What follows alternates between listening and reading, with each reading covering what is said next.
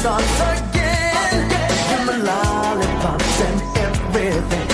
Let the taste of sin causing fire and desire in this mortal soul to live till the angels fall from heaven. The day the earth stands still, hang the sign up on the door. It says, don't disturb this groove. Just a way to say that I'm so into you. And the feeling so real. Don't disturb this groove. 'Cause I want to tell you that I'm so into you. And the feeling so real. Don't disturb this groove.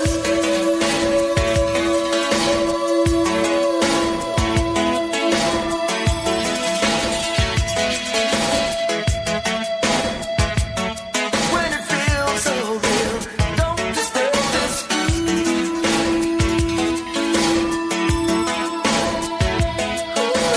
You're listening to The Jam with Ike Dog.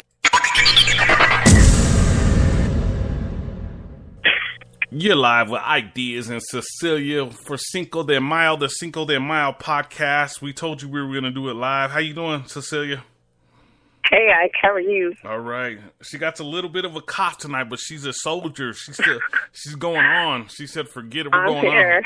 We're going to talk Broncos. She has a lot of people listening tonight, so I think she's excited. Plus, we want to talk. We're excited about the new season for the Denver Broncos. So we're talking a little bit of sports tonight on KBLP.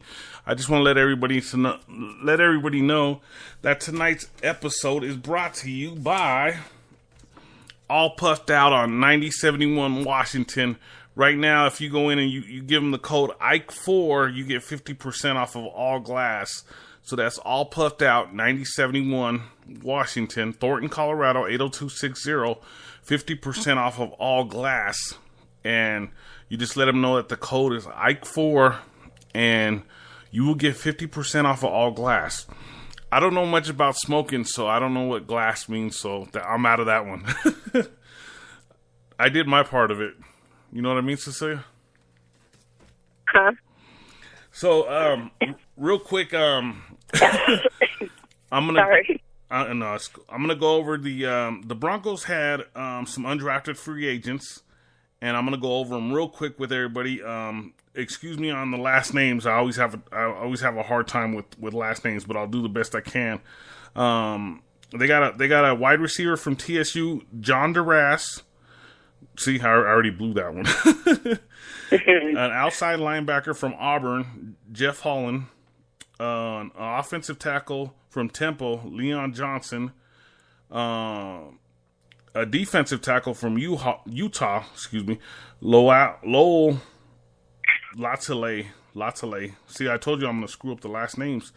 A defensive back from Florida State, Trey Marshall. A guard from TSU. There looks like they got two linemen, so they're at least trying to bulk up that line. Austin from TSU, Austin Skoltman. That's a weird name. And then another wide receiver from East Carolina, and that's Jimmy Williams.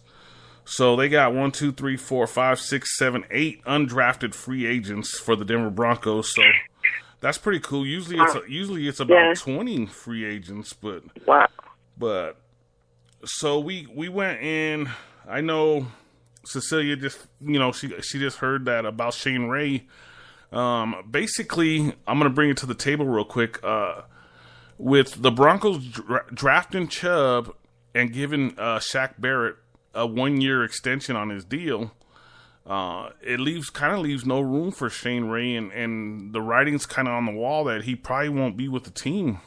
He probably won't make the team this year, and like I said, he plays the same position as Von Miller, so he's never going to take over Von Miller's spot. He's always going to be his backup. So maybe it's the best move for Shane Ray to go ahead and get find another team to play on. Another team. Yeah, I met him. He's pretty cool. He's a pretty cool guy. You know what I mean? Yeah. But yeah. he just never lived up to expectations. You know, he's been in the league 3 years, and every year it's an injury with him. You know what I mean? Yeah. Right. He's never played a complete season, and I think that's what one of the key factors that the Broncos looking at is players that can stay on the field. Yeah. Yeah. He just. I mean, he would post about his surgery of his wrist, his therapy. He'd always be posting stuff about his therapy and stuff. So, excuse me. The post that I seen, I mean, I knew that you could just tell he had a serious surgery done to his wrist. So maybe it is for the best. I mean, I really, really like him. I like what he stands for. Did not want him to leave the team. Hopefully, I don't know. We'll see what happens with him. But yeah, the way it looks. I'd like to keep him and everything, Cecilia, but like I said, the writing's kind of on the wall, and there's really nothing that could be done now. You know what I mean? With Barrett getting the deal and them drafting Chubb, because Chubb, basically, they're giving him the starting role at the other side, on the weak side. So they're giving him the starting position at that other outside linebacker spot. So we'll see what happens there. And then, like I said, they had just got another undrafted signing too. Not to mention they had they got an inside linebacker. I think they drafted another outside linebacker. I'm looking through the list real quick. They actually drafted quite a few players. They did. It's like a whole new team. Yeah, I didn't. I was holding Philip Lindsay out from Colorado. He's a running back. From is he from? Yeah, he's from CU. I was listening to ESPN this week, and they said that he's a steal. Some of the announcers there, they said that they got a really good deal with him going undrafted for the Broncos to pick him up. So we'll see what happens there. It looks like three running backs in this year's draft, so that's going to be a battle. Plus, we have 3 on the roster, so that's a total of 6 running backs. So it's a lot of work right there. So I'm gonna go through the draft real quick, and then we'll go through like the first 3 or 4, and then just give me an idea what you think, just for like the first 3 or 4. Bradley Chubb, first round defensive end, or outside linebacker, either one. Chubb. We were talking earlier. I think everybody's kind of hyping up Chubb. He's going to have a lot to live up to, starting. I mean, even if he does start, he's already going to go in with expectations. So I'm really curious to see how he's going to do. Again, though, riding next to Von Miller, I mean, he's going to learn a lot, I'm sure. Definitely. He's going to take from Von Miller. So, I'm really curious to see. I think with them, too, the defense is going to be a major part this season for us, more than the offense, I think. But I can't wait to see what's going to happen with the Broncos. We've got to come back from last season, so. Yeah, 5-11 season. We were talking about the 5-11 season. So, Cortland Sutton, round 2, the 40th overall pick, wide receiver, Southern Methodist. He's a big wide receiver, like 6'3", 6'4". What do you think about him moving forward as the season starts? I don't know. All these players, they're coming on new, straight out of college. Well, they've got a lot to live up to. I mean, hopefully, they'll stick. I know most of them probably get cut, but we'll see. Yeah. They'll probably get let go. I know we had just talked about the running back from CU, but the Broncos drafted a running back in the 3rd round, 71st overall from Oregon, Royce Freeman. And this is the first time in years that the Broncos have got a running back that is over 6 foot tall. He's 6 foot, 229 pounds.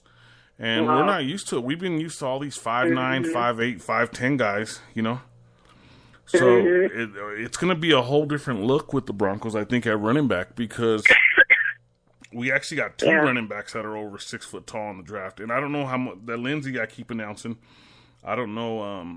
I didn't see what his height and weight was, but so that Freeman looks pretty good. He's going to come uninjured. You know, a lot of running backs when they get here, they're injured. We got to wait for them for 3 or 4 months to rehabilitate. And then we had talked about the cornerback position. Isaac Yodom is coming in round 3, the number 99 pick overall from Boston College.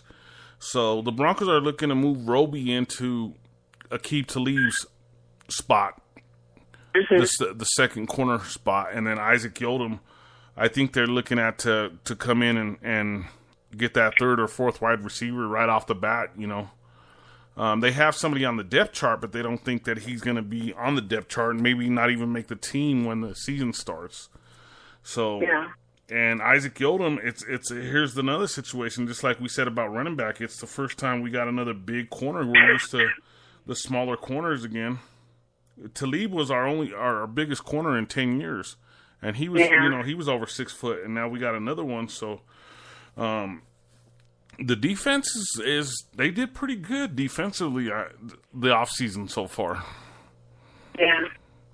It's offensively that we're concerned about. Yeah, that's what I'm saying. Yeah, I think the defense is going to play a major part this year. Yeah. You know, hopefully our offense will do good too. Yeah. So in the draft, David Williams, that's what you were talking about, at running back from Arkansas.